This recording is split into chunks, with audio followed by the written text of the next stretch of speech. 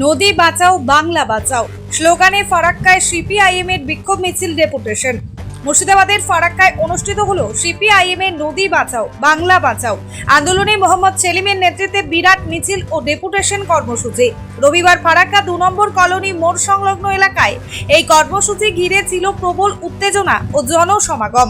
গঙ্গা ভাঙনে ক্ষতিগ্রস্ত পরিবারগুলিকে অবিলম্বে ল্যান্ড পূজার স্বীকৃতি দেওয়ার দাবি তুলে সিপিআইএম। এই দাবিকে কেন্দ্র করেই কলোনি মোড়ের মঞ্চ থেকে বিশাল মিছিল বের হয়। মিছিলটি 12 নম্বর জাতীয় সড়ক হয়ে Farakka new Farakka station road ঘুরে পুনরায় মূল মঞ্চে এসে শেষ হয়।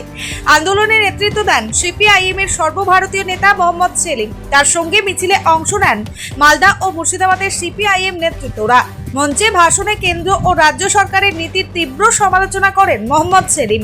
মঞ্চ থেকে ঘোষণার পর 6 সদস্যের প্রতিনিধি দল ফারাক্কা ব্যারেজের জেনারেল ম্যানেজারের কাছে ডেপুটেশন দিতে যান। তবে অভিযোগ, জেনারেল ম্যানেজার নিজে উপস্থিত না থেকে তার প্রতিনিধি ডেপুটেশন গ্রহণ করেন। পরে নেতৃত্বরা মঞ্চ থেকে স্পষ্ট জানিয়ে দেন, আমাদের দাবি দ্রুত মানতে হবে, না হলে আগামী দিনে আরো বৃহত্তর আন্দোলনের পথে নামবে সিপিআইএম।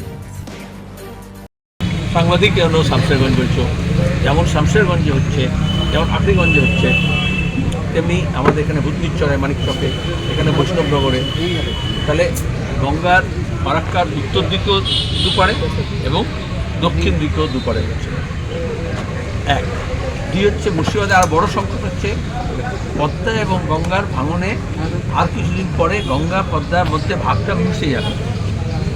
আগে যেমন একটা পুরো গ্রাম চলে গিয়েছে, অঞ্চল চলে গিয়েছে মুর্শিদাবাদে, এবারে এই জেলার একটা বড় অংশ জলের মধ্যে চলে যাবে, হারিয়ে যাবে ম্যাপ থেকে। তাতে কেন্দ্র সরকার এবং রাজ্য সরকারের কোনো হুঁশ নেই। আগে ফারাক্কা ব্যারেজ হওয়ার সময় সিদ্ধান্ত করা হয়েছিল যে একটা নির্দিষ্ট এলাকা জুড়ে ব্যারেজ কর্তৃপক্ষের দায়িত্ব ভাঙন রোধ করা, তার বাইরে রাজ্য সরকার। কিন্তু এখন মোদী সরকার আসার পরে সেই সীমানাটা কমিয়ে দেওয়া হয়েছে, রাজ্য সরকার কোনো কথা বলেনি। আর বাকি অংশে রাজ্য সরকার কোনো কাজ করছে না।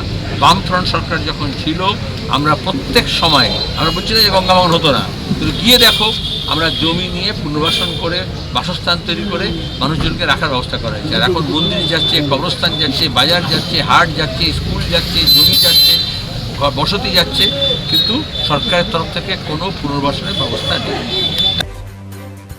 ব্যুরো রিপোর্ট, চেতনা নিউজ।